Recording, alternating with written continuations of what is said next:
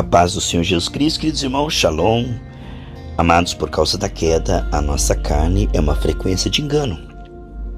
Sair dessa frequência, terra boa, é um coração que se entrega a Deus, então recebe o Espírito Santo para nos ajudar.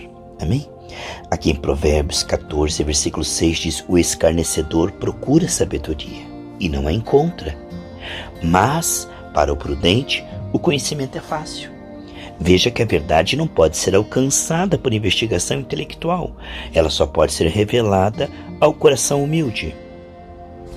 Aqui em Provérbios 28:5 diz: os homens maus não entendem o que é justo, mas os que buscam o Senhor entendem tudo.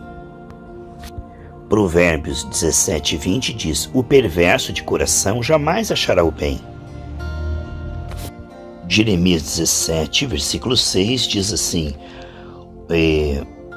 porque será como um arbusto solitário no deserto, não verá quando vier o bem, não discernirá o bem, a oportunidade boa. Provérbios 28:1 diz: fogem os perversos sem que ninguém o persiga, mas o justo é intrépido, corajoso, ousado como o leão. Salmos 53, versículo 5: tomam-se de grande pavor, aonde não há o que temer. Está vendo, meus irmãos? Então, desde a queda de Adão e Eva, o homem é escravo do medo, da preocupação, da ansiedade, e a sua carne só busca os interesses dessa terra. A sua mente está equivocada. Em 1 Coríntios capítulo 2, versículo 12, e também no versículo 14, olha: ora, nós não temos recebido o Espírito do mundo, e sim o Espírito que vem de Deus, para que conheçamos o que por Deus nos foi dado gratuitamente. Amém? Versículo 14. Ora, o homem natural não aceita as coisas do Espírito de Deus, porque eles são loucura. Não pode entendê-las, porque se discerne espiritualmente. Veja a importância do Espírito Santo na sua vida e na minha vida. A meditação diária na palavra, né? A igreja primitiva, todos os dias, ele estava ali se alimentando dessa visão. Oh, meus amados irmãos, glória a Deus, o pão diário, o maná diário.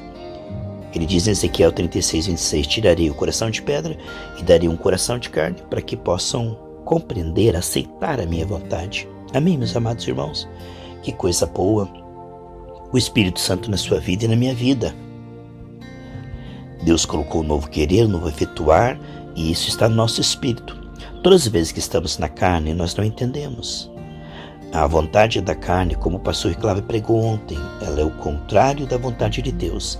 A carne quer preservar-se para o egoísmo, para o viver de uma forma autodestrutiva. Já o espiritual, ele quer viver para Deus, para ganhar vidas com seu testemunho onde ele estiver, no trabalho.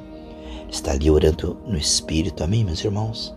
Evangelizando, procurando impactar vidas. Ele é um missionário, em primeiro lugar. Todos que receberam a Jesus são missionários. Todos que ainda não foram alcançados é um campo missionário.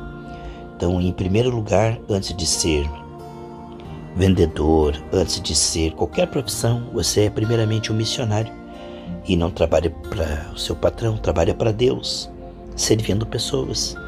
Essa compreensão maravilhosa de que fomos comprados pelo sangue para sermos amigos de Deus e fazermos a vontade de Deus, que é agora também a vontade do nosso espírito. No homem interior temos prazer na lei do Senhor, diz Romanos. Romanos 7:21 fala aqui: no homem interior eu tenho prazer na lei do Senhor, na vontade do Senhor. Portanto, o homem espiritual, ele tem a mesma vontade que Deus, mas a carne tem a vontade do diabo. Por isso o pastor Cláudio pregou ontem uma mensagem maravilhosa, que os coach, eles vão despertar a vontade da carne. Como a grande maioria das pessoas que estão nas igrejas são carnais, elas precisam de coach, porque o coach, ele vai pregar a vontade da carne. Ele vai incentivar a vontade da carne. E a pregação genuína, ela vai incentivar a vontade de Deus no Espírito. Como temos menos pessoas espirituais nas igrejas, isso parece desinteressante. Lembre-se que a grande maioria fugiu do gigante, foi Davi que foi para cima do gigante. Lembre que a maioria no deserto murmurou, Josué e Caleb entraram na terra prometida. Então o remanescente vai aceitar a mensagem genuína. No entanto, ela nunca será popular, porque a grande maioria, vamos dar um exemplo, a Bíblia fala de 4 terrenos, 4 solos, 3/4, 75%, não frutificam. Porque a palavra, ela é loucura para a carne, a palavra genuína, mas o homem espiritual, que discerne tudo, ele tem a mente do Espírito. Então ele vai viver para buscar o reino de Deus e a sua justiça.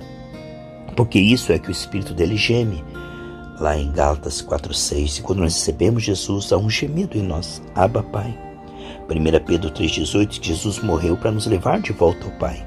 Então este interesse por Deus, pela palavra de Deus, a vontade de Deus passa a ser a nossa vontade no Espírito. Agora a carne tem outras vontades. A carne, ela tem vontade de pecar. As vontades da carne são orgulhosas, egoístas, mesquinhas. Então o crente que ele é carnal, ele precisa nascer de novo, para que ele seja espiritual e compreenda e aceite as coisas de Deus. Muito poucas pessoas na igreja são espirituais, são geradas de Deus. Aquele que é gerado de Deus vence o mundo. Todo aquele que é espiritual, ele ama Deus e quer amar cada vez mais. Ele ama o seu próximo, ele quer amar cada vez mais. Já a pessoa carnal, para ela isso é loucura. Ela acha isso um absurdo. Ela pode amar até que seja ofendida e ela vai ficar magoada. Ela pode querer fazer a vontade de Deus até que seja vantajoso. Se tiver um perigo de ser, vamos dizer assim, exterminado da terra, se for um perigo de perder dinheiro ou amigos, aí ele repensa, ele volta atrás, porque ele vive mais para o seu ventre. Paulo falava, esses cujo Deus é o ventre. E que eu e você possamos essa semana meditar sobre o fato de que o homem espiritual, para ele, a palavra de Deus faz sentido a ponto de praticar. Lembra que o Senhor fala da casa na rocha, daqueles que ouvem e praticam?